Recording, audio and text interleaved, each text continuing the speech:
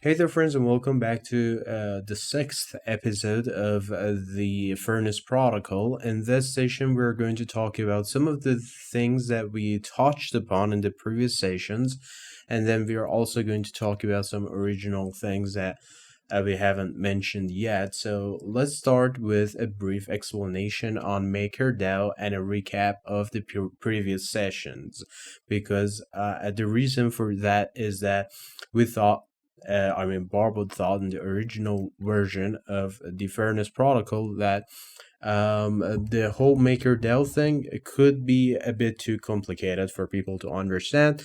I'm sorry if you don't like it, but this is how it goes. So let's talk about MakerDAO in a brief explanation about how it works and everything. Let's jump into it. So MakerDAO was formed in 2014 by a Danish entrepreneur called Rune Christensen. On December 18, 2017, DAI was launched on the main Ethereum network. And during its first year of existence, the price of DAI was successfully kept close to $1. Despite the price of Ethereum, the only collateral available at that time declining by more than 80% during the same exact period, right? So MakerDAO utilizes a two-token system, MKR and DAI, right? Both of which are ERC20 tokens, which means they're on the Ethereum network, right? So Maker gained popularity based on his CDP smart contract and his token MKR, which keeps DAI at $1 at all times. MKR holders can vote on the principles, rules, and general direction of the Maker platform. Maker is one of the first DAOs that have ever been created, and DAI has become one of the most efficient tokens in the crypto space today, as it can connect tokens from different projects and platforms together, enabling its users to achieve fair profits, let's say.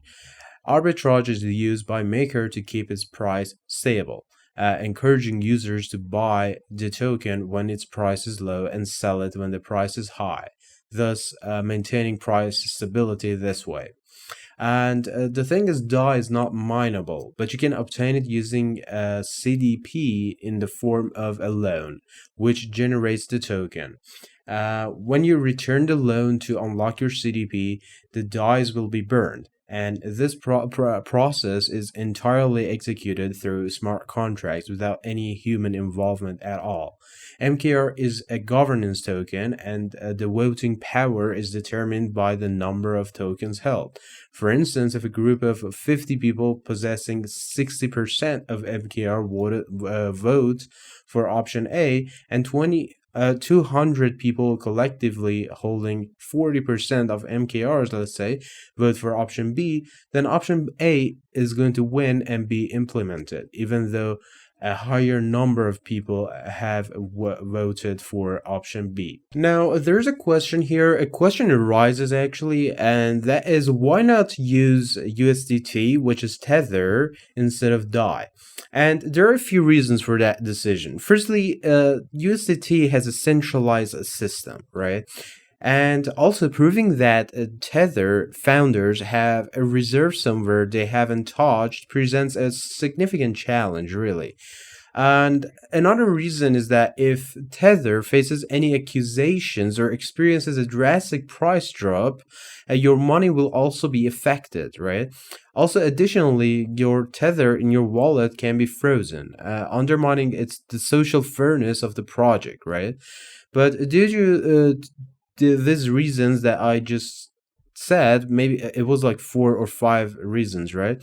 Maker implemented the decentralized token system of DAI, and they used Tether as a banking currency, okay? And we're not essentially saying that Tether is useless compared to DAI, but we're just saying that DAI has it gets more points in social fairness in comparison to Tether, right? And a lot of people actually know that as well, but they keep using Tether because it's actually more widely adopted and a lot of people use it. Many shops even use it and stuff like that, right? Now, another question arises here as well, which is if a government buys more than 50% of the MKRs out there and uses those to vote on harmful legislation and ultimately destroys the system by doing this, how does that affect the fairness of the project? And is it even possible to begin with? So here's the thing. The answer to that question, we have actually talked about it before, but once again, if someone wants to vote toward damaging or destroying the maker system, they have to gain more voting rights than other people, meaning that they have to have more MKRs than the collective of all other people for their vote to pass, right? That means that they have to have more than 67% of all the MKRs out there. Okay, so one reason nobody does this is that it's not worth the loss, really, right?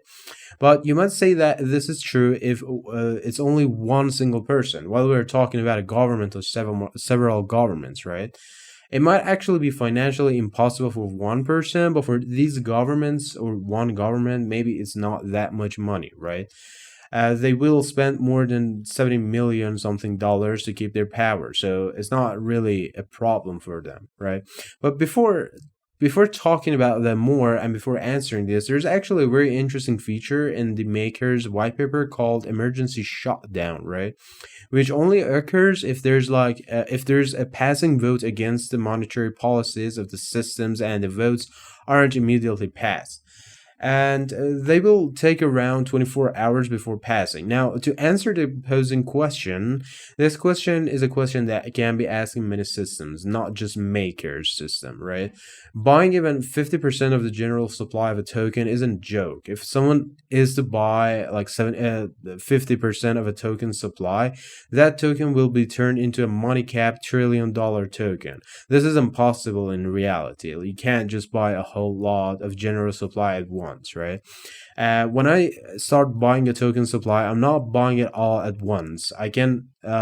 So when I buy it little by little, the price will rise along with every buy, right? That's how the market works. And this sums up to a very higher price than you actually think at first, right? At a glance, when you're, for example, looking at the chart, the price is going to gradually rise with you buying every piece of the tokens, the MKR tokens, for example. So we're not buying it all with one set price, right? And another thing is that the holders even willing to sell their share of this token that I want to buy it? And the answer is of course not. And even if we are talking about the government level of money, it still can't compare to the rise of the price which will occur in the process. Even if they can buy it despite the market supply, that will happen. So there's the fact that in destroying the project, they have to destroy what they have spent on the money on the supply share buying as well, right? Because you're buying a lot of share to destroy the company, basically, right? And your all the tokens that actually you buy will be locked in the voting process as well, and they will be burned as well. So there's just no point in doing this at all. So we're basically just talking about millions and millions of cumulative losses right now, right? So it doesn't really make sense for one person or one government or several governments to do this.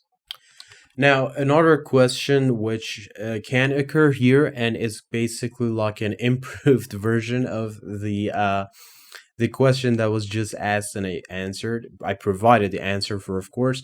Here's the question. So, what if a government wants to gather a huge amount of tokens, but not in a short period? Okay, so the price of the token doesn't necessarily go up like suddenly, but they're actually buying the tokens in a long period with managed assets. Isn't this possible, and how does that work?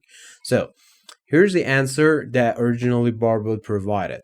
It is a good point, the question, like it's doable.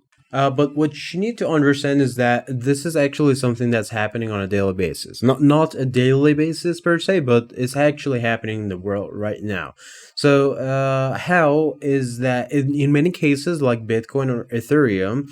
They're actually actively trying to do something like this. So every time there's news of banning a new BTC farm in China, the BTC purchases in China skyrocket, mostly from the government side as well, right?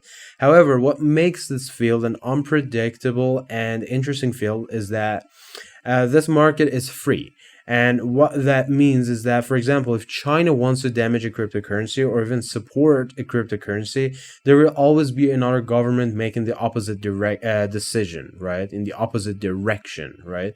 What happens here is that the governments involved have to fight over the supply of the said currency with each other, right? And when this happens, no singular government can gather the majority of one currency's supply and make the decisions for it by themselves, right? The most probable scenario is what happened with gold.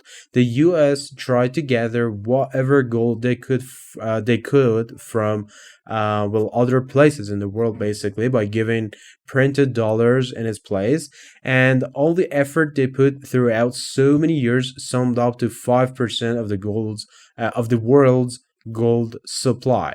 The only use it has for them is towards the liquidity of the assets and controlling the market for a small amount. These procedures are easy to say, but when you put it to work, the governments or even people who want to do this kind of stuff, they have to they have their own competitors to compete against. Okay, so even if it is doable in theory, in action is much harder to execute because there's always going to be the competitors basically going towards the opposite direction that you're heading toward. So if some other country gets to know that, for example, China or the USA want to do some kind of damaging or supporting toward a cryptocurrency, both fronts would think about it differently since they all want to have a hand in the next big profitable thing. This creates a competitive environment around that token, and this competitive environment will stop such procedures altogether, right? Something the cryptocurrency market has that makes it unique is that it cannot be controlled. Imagine the stock market, right? It can be influenced by several things like the news and the media, and it's fairly easy for someone as for example, a whale to make a change and a difference in the market. But since the cryptocurrency environment is permissionless, you can be a currency's whale, of course. You might be controlling the market, but the market isn't exclusive to you. You can't stop people from entering the market. For example, in Iran's stock market, a Japanese person or an American person doesn't have the ability to become a whale, right? But even if they're rich or have the money, right? But because it's regulated that way, they can't enter the Iran's stock market, for example. But cryptocurrency is the opposite of that. Everyone can enter and everyone can be a whale to any token or any coin that they want. But again, for example, there's a Bitcoin whale in Japan that has an enormous amount of Bitcoin and is trading and influencing the market. But there appears and a Cerulean, let's say, person who buys more bitcoins, and they start competing with each other since it is a free market, right? This unique property of the crypto market behaves like this on smaller scales at the government level, right? Also, you need to understand that no government in the entire world burns their money for absolutely no reason, right? Destroying or even damaging a platform like Maker costs a huge amount of money, right? Money that big countries don't spend on their weapons, even if they want to completely eradicate Maker and burn all that money in the process. Another token will come later with the added feature that it can't be stopped by these means, right? So it's basically like it's going to learn from its mistake. The cryptocurrency world is going to learn from its mistake. So it's simply not worth it. The best decision the government's made, which they don't really announce, is that they have surrendered in front of this technology, right? They have tried and failed to destroy this technology before, and they simply just gave up. They are now instead trying to accumulate as much capital as possible for them in the crypto market so they don't get left out. Now, here's one more question. If someone finds a bug in a maker system and takes all the collaterals for themselves, what happens to the people who own those collaterals? And the answer to that is actually there are insurance structures for this exact purpose. Their purpose is to insure you against this scenario or any time that a smart contract gets hacked and any incident that makes you lose the money stored in the said smart contract. Right? These insurance structures are also smart contracts themselves, but the risk is there. At any given moment, a bug might be found or a programmer finds a loophole or something, especially in the DAO structures. The DAO systems are made of a group of smart contracts working interconnectedly, and because of this, the DAO systems are extremely complicated. The more complicated a system is, the higher of the chances of it getting hacked. Bugs are plentiful in this system, so note that. But Bitcoin is a very good example of this, or the opposite of this, let's say. Bitcoin is very foolhardy and very resistant to these kind of attacks. And you can't really change its system simply because it's extremely simple as its core. At its core, simplicity in the software world reduces the chances of getting hacked. And as of now, many people are trying to breach all these systems and platforms, and the platforms are growing and adopting new technologies, and they're adapting with them, making their security stronger and better as time goes on. So, if a platform or system continues to exist and not get hacked or exploited, the chances of it getting hacked will reduce drastically gradually, right? Since if it's not hacked up until now, maybe they can do it from now on as well. But still, the chances will be there, and no platform is immune to this process. And there's actually a saying that says, as long as something is on the internet, it is hackable, and there's a chance that it gets hacked. So here's a question. Can we just omit the block in which the scam happened and return the stolen money to their rightful owners? Um, and the question is like, no, and it hasn't happened yet, right? Uh, Ethereum did something just like this, but not exactly this. Ethereum forked its blockchain when a scam like that happened. Fork is entirely another topic. Vitalik and his team forked the Ethereum chain, and what happened was that there are now two chains basically. One chain is the old Ethereum, which now goes by the name of Ethereum Classic, and the other one is the Ethereum we know today and we widely use it today. There was no omission at all. The Ethereum that got hacked still exists today. They made the decision to create another chain of Ethereum so that they can rewrite its entire history from the beginning, but with more practical and safe coding, right? While the previous chain of Ethereum still existed and people collectively decided to use the newer, safer option, if we go way back to the time Ethereum got hacked, no one would predict this scenario would happen.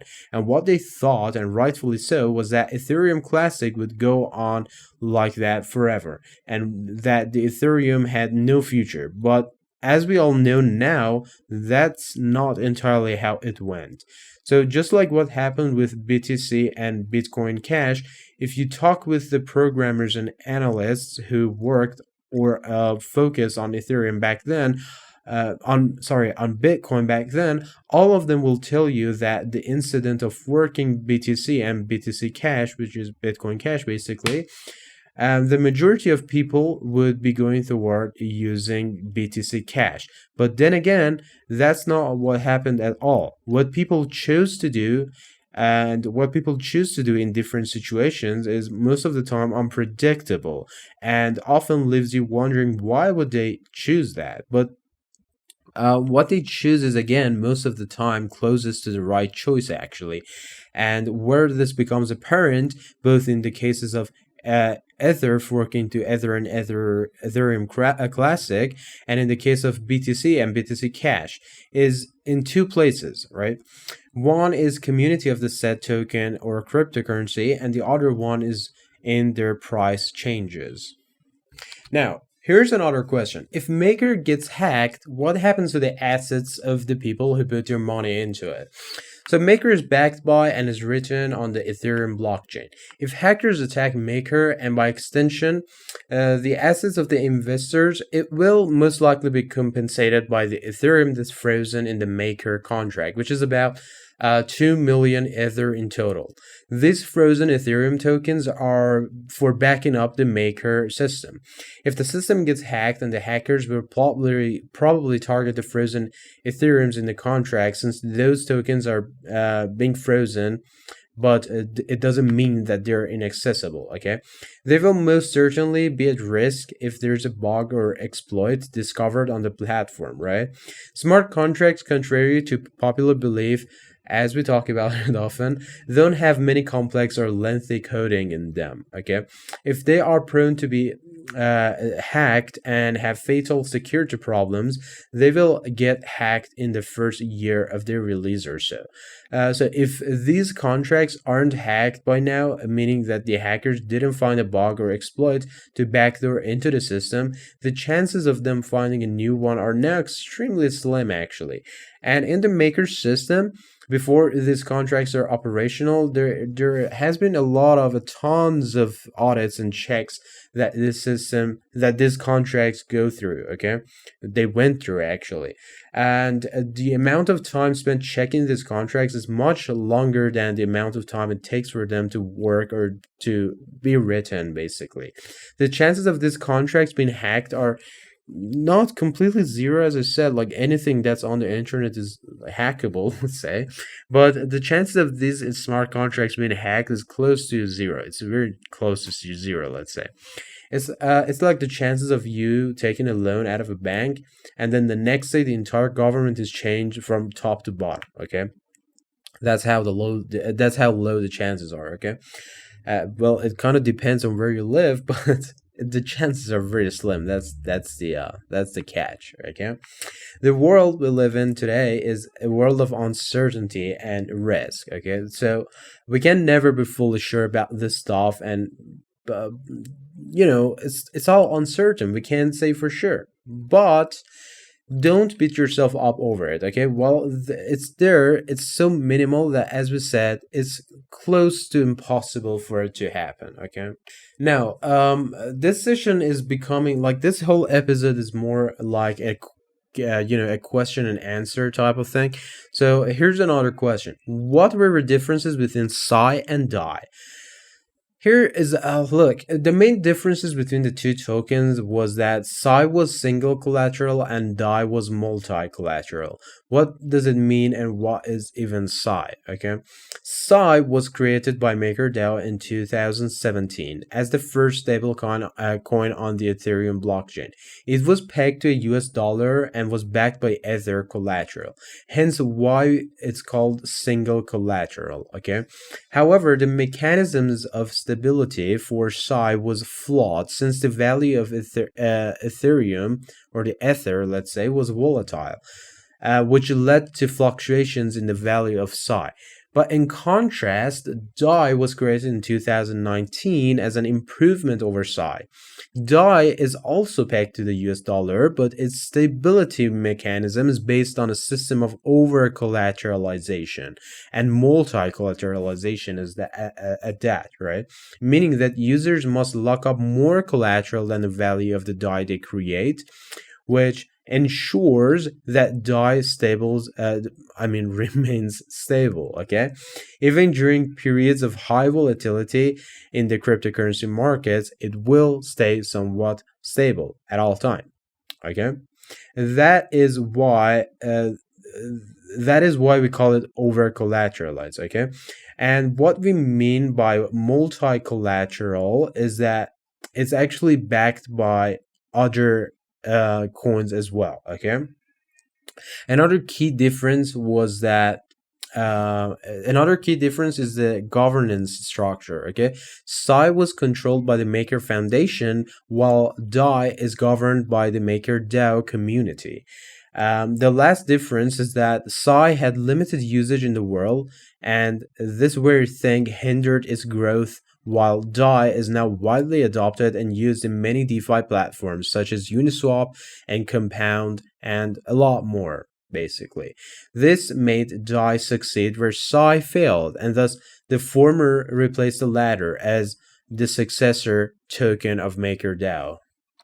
But now, in continuation of what we talked about, as we said, the developers of MakerDAO backed DAI with Ether. But then there would be a problem with the price fluctuation, since if Ether's price drops by 10%, the price of DAI also goes down to 90 cents, basically. Since it's, of course, since it's pegged to a US dollar. So if we take 10% out of it, 90%, 90 cents remain, right? And this would be problematic since DAI is supposed to be always stable at $1. It's a stable coin after all, right? So the solution provided to this problem was that people who wanted to generate DAI had to stake 1.5 times the DAI value in Ethereum. Okay, so that we have the value of our DAI in Ether, and the rest of it would be our CDP or collateralized debt position. So that if Ethereum drops in price, our CDP starts to liquidate.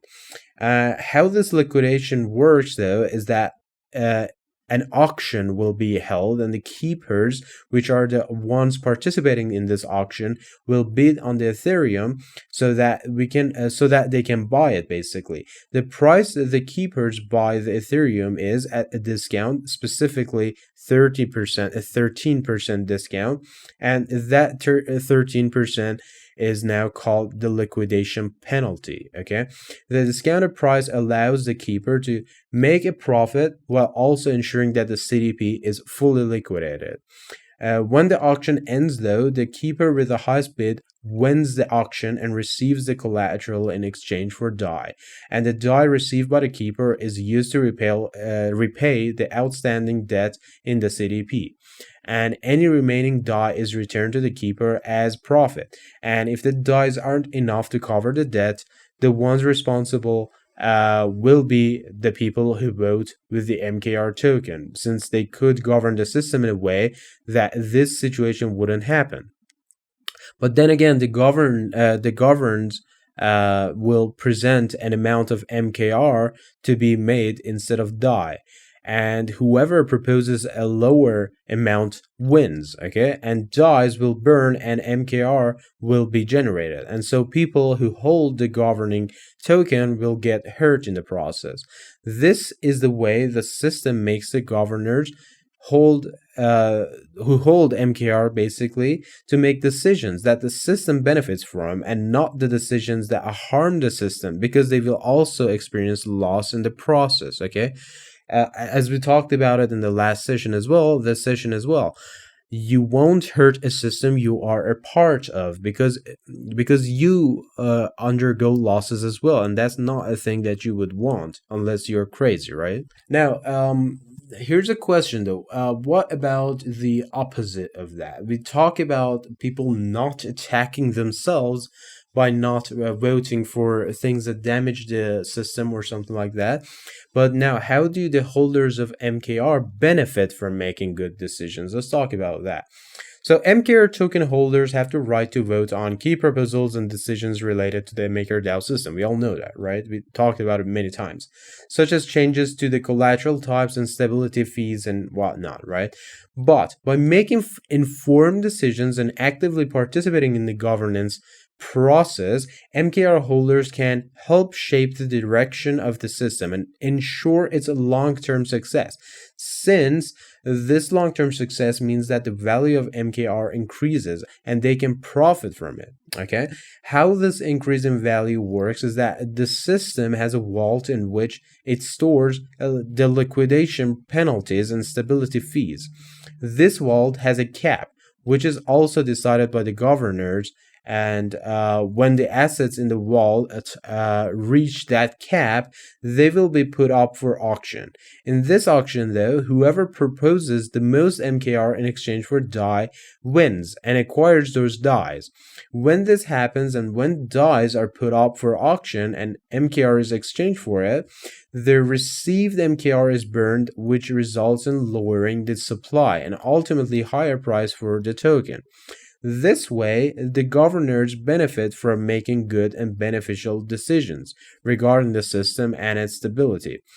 Also, MakerDAO generates revenue from stability fees charged on CDPs. MKR token holders receive a portion of this revenue, which is distributed as dividends by making good governance decisions that help grow the system and increasing revenue, essentially, right? So MKR holders can benefit financially from their participation in the governance process. Okay, that's how it works. Also, it's worth mentioning that when we're talking about governors of the MakerDAO system ecosystem, um, look, this does not happen blindly. Okay, you don't just go around like voting on proposals and whatnot. People have their influence over what is going to be proposed and what is going to go through. Okay, like the community behind MakerDAO doesn't just vote on proposals.